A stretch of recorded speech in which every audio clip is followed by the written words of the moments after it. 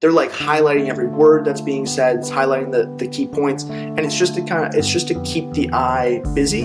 And a lot of the time it can keep them from wandering around and seeing the dreaded sponsor post at the bottom. I noticed the other day someone had like white in the bottom of their left screen. It's like they had set up some things that were all white there, and it made it much harder to see the white text for sponsored. Is that shady? I cannot believe we have not talked about this, because that is absolutely a trend that I've noticed as well. The amount of winners that we have that are like green screen over the website with like the website being quite bright and white, it doesn't stand out as much.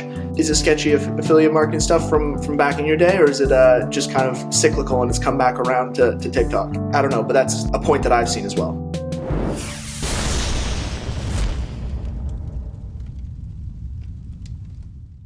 It's all killer, no filler. I'm Eric Dick. This is the DZ Podcast, and we are here with Avery and Spencer from Pilot House, and we're going to talk all about the psychology of the users and the sort of psychology of the platform of TikTok, because I think a lot of people approach TikTok maybe in the same ways they approach other platforms, and we talk about this on the podcast, but we're always finding new ways to help people kind of understand how to understand TikTok as a platform, its users, why people use it, so that we can create more effective ads. So how are we going to do that? Spencer, kick us off. It's not going to be, in some ways it can be the easiest, in some ways it's a little bit tricky because there's so many like little nuances, but we've kind of broken it down with trying to review the actual usership of the app, of being like someone just goes on and the behaviors that they have would be the better way to put it, and us just trying to get the best understanding of what those behaviors are and how us as advertisers can actually, use that to our advantage and at least understand. And the second one is more so with the app features, so like the UX and the UI, and then how those things get brought over into paid. And it's all just to kind of help build you as this full, complete advertiser. This topic definitely is a bit of like a step back from the more like hard hitting like data points and like everything. It's a bit more holistic. But it is that baseline that I think is going to be massively, massively beneficial for all advertisers, to give them that base to then move forward and then crush those ads and pretty much just be like a TikTok ready brand. Nice. That sounds great. So yeah, even just to like start us off with like that, the app usership, Avery is super knowledgeable on everything to do with like the organic, and has helped us out on the paid side as well, making creative. So she's got some awesome notes. To be clear, in the pre-show, we were actually just comparing our TikTok pinky dents from where we get dents in our pinkies from holding our phones and watching so much TikTok. So I'd say I also qualify as a TikTok expert just from how much I use the damn app. We'll have to ask you some tips here. Yeah, I was going to say, that's like, I just watch a lot of TikTok. I mean, well, it is my job outside. Yeah. I mean, it is my passion. Truly love it. But yeah, talking about TikTok usership is always really fun, especially when we're thinking like organic to paid or just advertising in general, because TikTok is so different from any other platform in that like 90% of it is FYP discovery. The next video you see is completely random all the time. I mean, it's not random, like it's obviously there is an algorithm there supporting it, but it's not like Instagram or Facebook where you've done a bit more to curate what you're seeing. On TikTok, it's just like, who knows, maybe I'll see a get ready with me video, and then I'm going to see people rolling like glass bottles down the stairs. It's all completely just like I had this thought, and it means that on TikTok you're less competing with Facebook and Instagram as you are with like Netflix.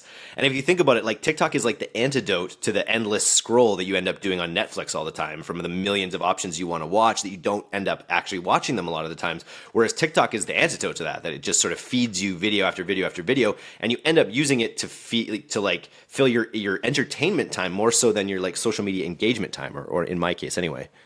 Yeah, absolutely. Like I say this to all of my clients, it is first and foremost an entertainment app. Like it's in a different league in that people go on there expecting to see something that's fun, it's going to make them laugh, expecting to see something that's like genuinely entertaining and authentic, which often like advertising cannot always be the most authentic type of content.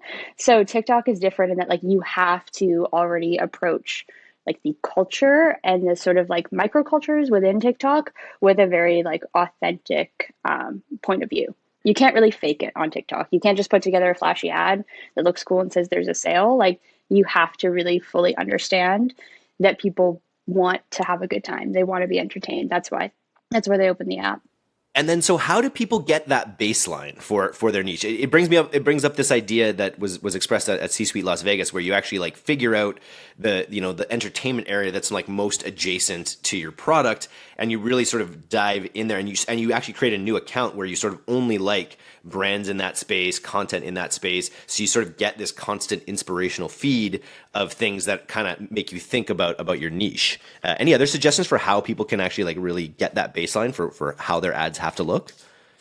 Yeah, I do that. I also creep just like I love to creep reviews of other products that are similar in my same vertical. So it's like how do people interact with this type of product on TikTok? Is it something that like you want to show off in a get ready with me video? Is it something that like I don't know, is going to add more to an experience? Like there are so many different ways that people interact with things on TikTok. Like it's a lot easier if you are coming from a place where it's like selling a makeup primer, like something you put on your face before you put makeup on. I don't know if you guys would know what that is, but that's a really easy one to integrate with like TikTok cultures that already exist. But other things that are a bit more nuanced, you kind of have to, I would say, find a combination of things that are sort of adjacent to your vertical and really just pay attention to how do people interact with this type of thing, whether or not that's a paid partnership or just organic content.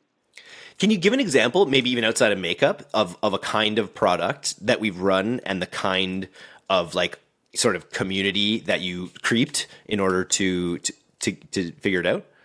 Yeah, I feel like a couple of our sort of jewelry brands have used this. I was doing a lot of myself, this was totally personal. I was doing a lot of like capsule wardrobe building at the time. And then I realized that there's totally like an adjacent play there that if you're doing that with your clothes, and it became like a kind of a movement and a subculture on TikTok, this like capsule wardrobe, kind of clean girl aesthetic. And then I realized we could really easily hop into that. And there weren't a lot of people sort of doing that in the jewelry space. And it is like, it holds hands perfectly with something that's already going on, but it was a little bit different.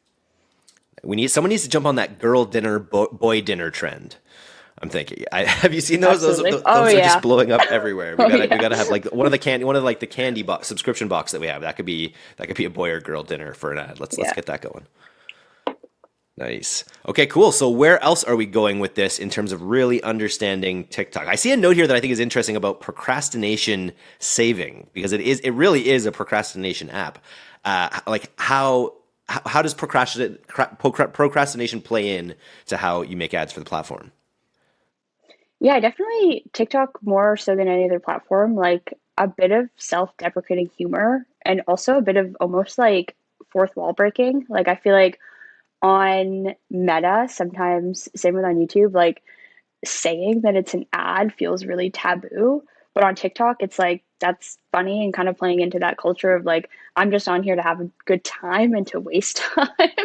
And it's a bit of an unserious vibe. So I think like that self-deprecating type of humor, and also, yeah, being a bit more upfront and bold with the fact that it is an ad. Like there's definitely a time and a place to hide, I guess, that it's like to make it feel more organic. But we do see success on TikTok, like just calling it out, and even calling out like got different brands that are like a bit cozier, things that you do when you're like lying at home, calling out like you're probably wasting time on this app. You might as well do it with our product. Can work really well too.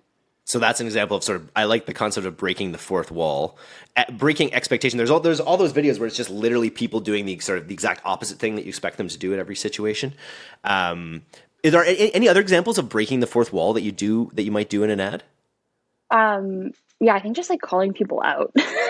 Like sounds bad, but you can be so sassy with a TikTok audience where you can't always like be that way. So just calling people out, or calling out too, like that you don't need to buy something else is really interesting and works Yeah. pretty well. Like it's like this vibe of like you have enough stuff. I know you're trying to like not break the bank, but this is really good, so you might as well do it for this.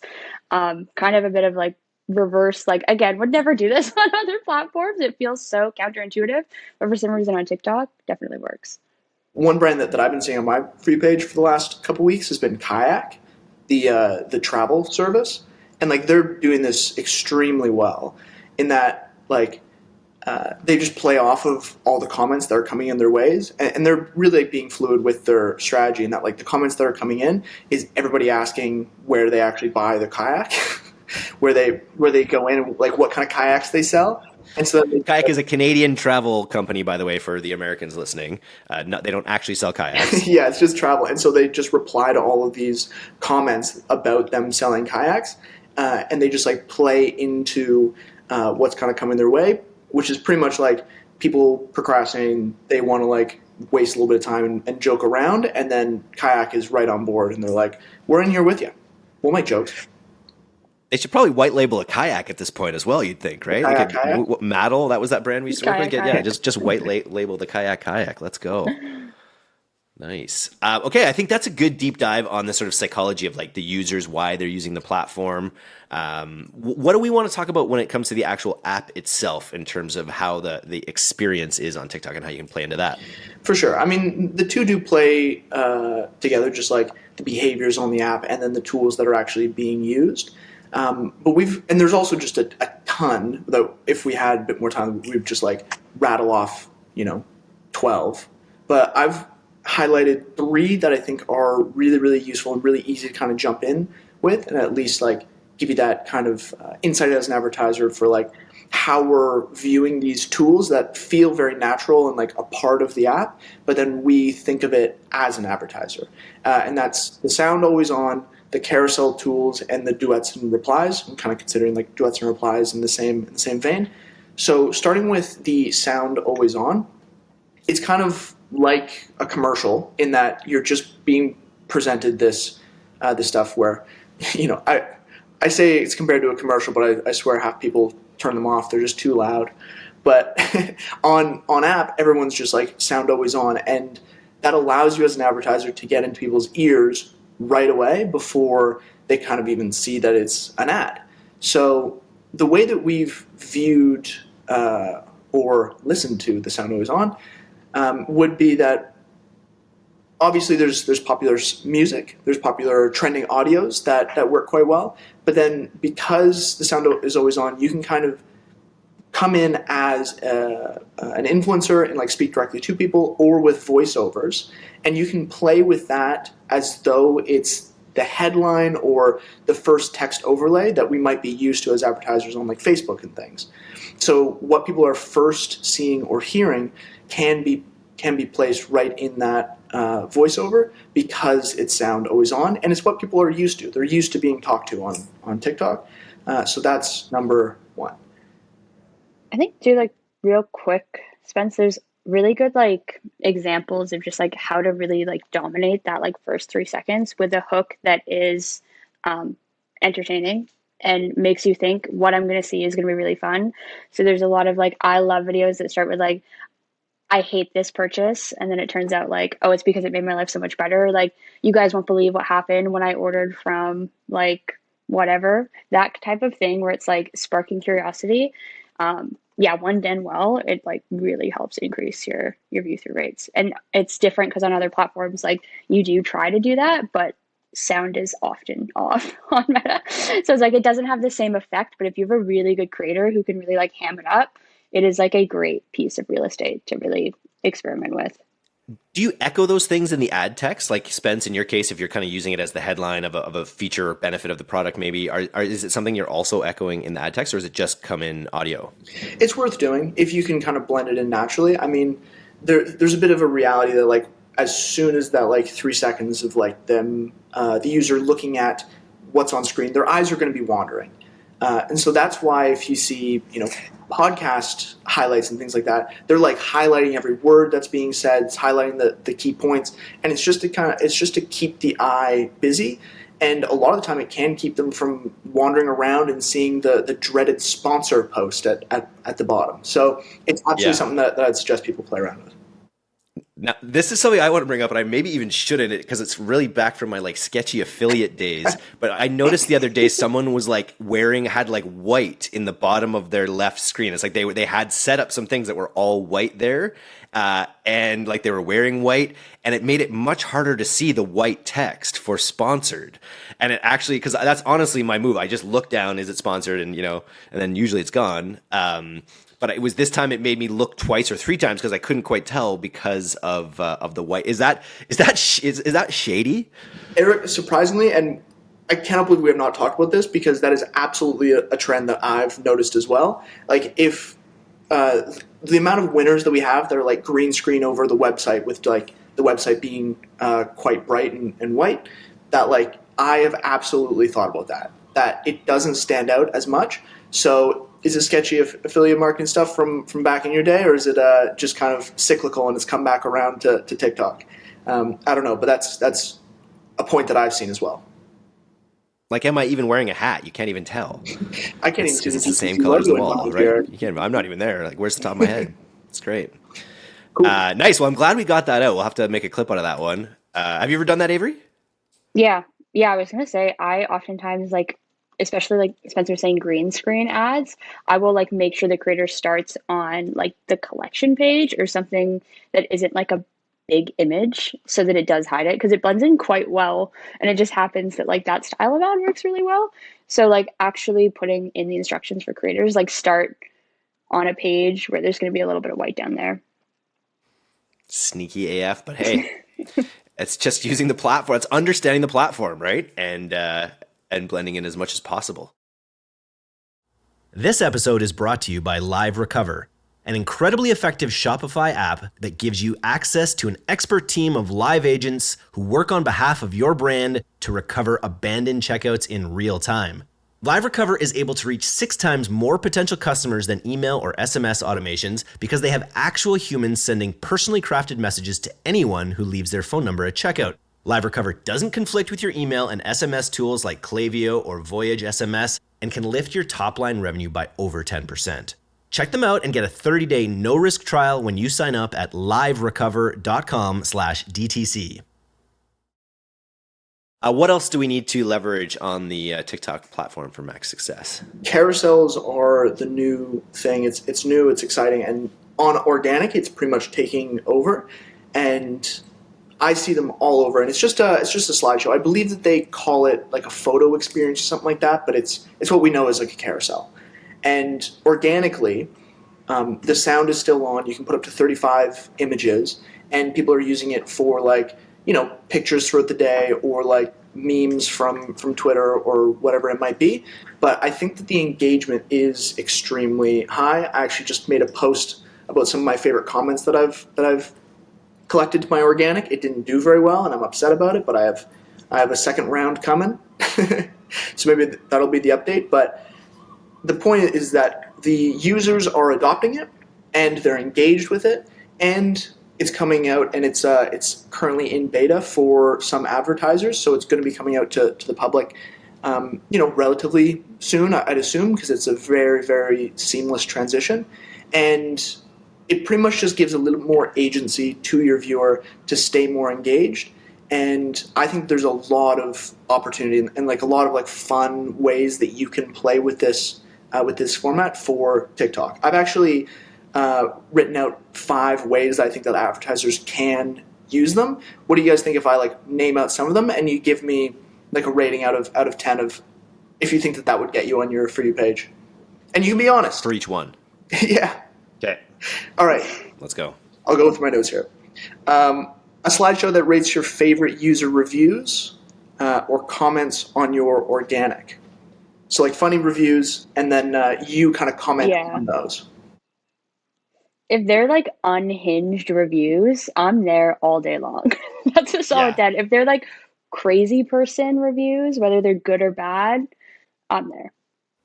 Yeah, they would have to be pretty crazy. Otherwise, I'm like a 6 or 7. But if they're like, I think of Liquid Death's song that they wrote with all their crazy reviews in it. So yeah, I think out of 10, if you can make it crazy. Next one. Very similar vein.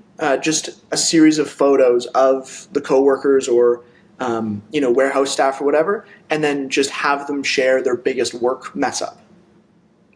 Just have like the image of like all of their the biggest thing that they've spilled paint all over the product or whatever it might be. solid 8 or 9 on that too. I think that we talked so much about how behind the scenes stuff really works, and it humanizes your brand. It's sort of meta when it comes to the actual product. I really like that idea. What about you, Aves? Yeah, yeah, same. Especially like if you could up the crazy factor, if you've got pictures of like weird stuff going on, I'm there all day long. So yeah, Yeah. 8 to 10, depending on how wild the mess ups are And and yeah, if how you can like funny hide they are. specific things in there and like, Mhm. yeah, I think that you can get weird. I've just been noticing carousels in general, and I've just actually, it's funny, they feel so old school in the TikTok environment, but that almost works for them in a way, right? Because they are, like you say, they're tactile, they're engaging, and it's sort of like, finding a mystery that you got to get to the end to read. 100%. Okay, I got three more here. I'll blast through two, and then I'll get you guys' thoughts on the last one. One, you can get. I mean, if you have children or a toddler, you can show them the product and then have them rename that product, and then have a slideshow of like all like the renamed ones from the toddler. Number two, a side by side image. This one's a bit more branded. A side by side image of your product and then a competitor, and then you can just compare like the value propositions between the two or price or whatever it might be. Hopefully not be too slanderous towards them, but just point out nicely between them. And then the last one, and I've seen this on my For You page, and so I'm just trying to like adapt it for the advertisers as we always are, is just have image number one be like swipe through for a little treat or swipe through for a little reward, and then just have like 10 images of just an arrow, or I've seen people do chains. So you have to just like go, go, go, go. And the last photo can just be like a very cute puppy with a coupon code on it. And it's like, there you go. I like it. I Yeah, I love the did like tod- those I love the ones. toddler use as a father. Like, Iris has done more than a few ads for people. I think that's a good solid one. I feel like the side by side images one is sort of like, that's probably a little bit lower just because it's a bit more standard. But I like they'll get to the end for a little reward. That's cool. Yeah, I watch those ones all the time, and it gets me. It's like I always know it's going to be literally a photoshopped poorly image of a cat holding flowers or something, and every time I'm like, I'm gonna get there. So I feel like that would work well. You just gotta know. Nice, Humans are just too curious. nice, So 100%. Cool. What else can we talk about in regard to the platform and how to use it? in contrast to the very new feature of carousels, we have duets and replies. Everyone kind of is familiar with them, like side by side images, or just kind of like stitching in your own creative afterwards. And it's pretty synonymous with TikTok. It's used all the time, and I'm trying to like break down like why they tend to do quite well. Or like I'm sure you guys have seen them before. There'll just be a side by side, and one person just is doing nothing. Like they're not reacting, they're not adding any value, and I'm looking at that, and psychologically, when you see somebody reply to or duet or anything like that, you have the feeling that they're doing it for a reason, that they've already pretty much they've already like curated that content as valuable. So they're pretty much doing the curation and then presenting it and just going like, here you go. And that can have the same feel whenever there's like an ad that then there's a duet or reply or a stitch to, where it has that same feel where the user can look at it and they go, oh, this has kind of been pre-vetted. It's the value is there. It has this like social proof behind it, and we use it all the time. Just like super recently, we had on a jewelry brand, we've had a creative that was quite a standout, just kind of a bit more of a standard UGC, really good feel to it. And we wanted to make iterations off that, so we did a stitch. So just like a creator had a green screen over top for the beginning, and then a stitch towards the end to then like talk about the ad and like how it influenced them, and still using that like original hook from that first creative that did so well. And from that, we saw our cost per add to cart decrease 42%, all the way down to $2.25. So that one has been absolutely rocking for us. We love using it, and it's pretty much just like building on the success. And that's kind of something that has utilized the organic feel, brought it over to paid, and it's worked wonders for us. So Yeah, just something get I suggest people do too, like I've done this, it works really well, is create content that's like really entertaining, but doesn't give any like USP, doesn't give a like single piece of information. And then you green screen that, and it's like the best of both worlds, where what's going on behind the person, like you have this hook that's like super entertaining and cool.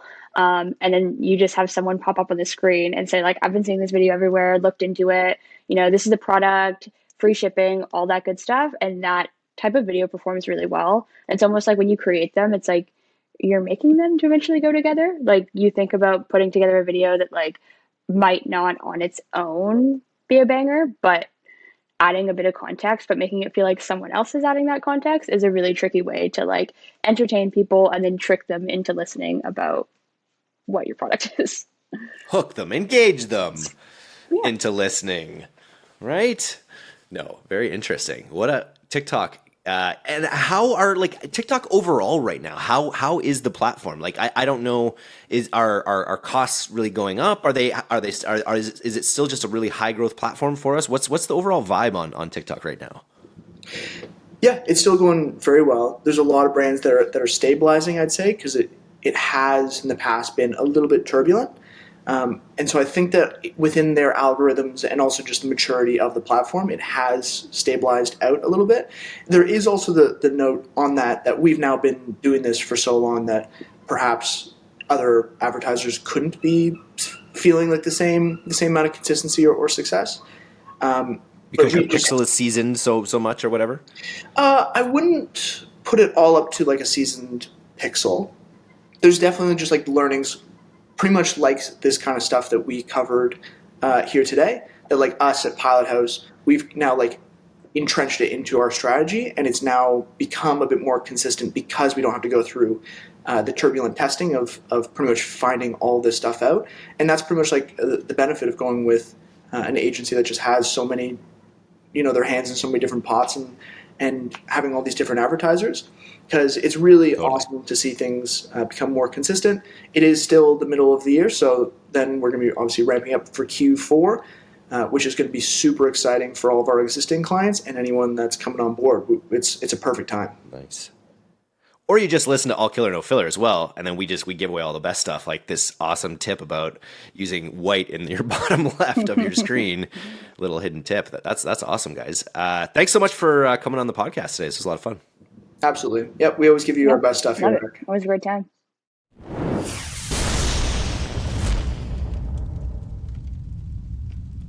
Thanks for listening to today's episode. If you're not getting the D2C newsletter, you can subscribe for free at directtoconsumer.co. And if you want to learn more about Pilot House's all-killer, no-filler services, take off to pilothouse.co. I'm Eric Dick, and this has been the D2C Podcast. We'll see you next time.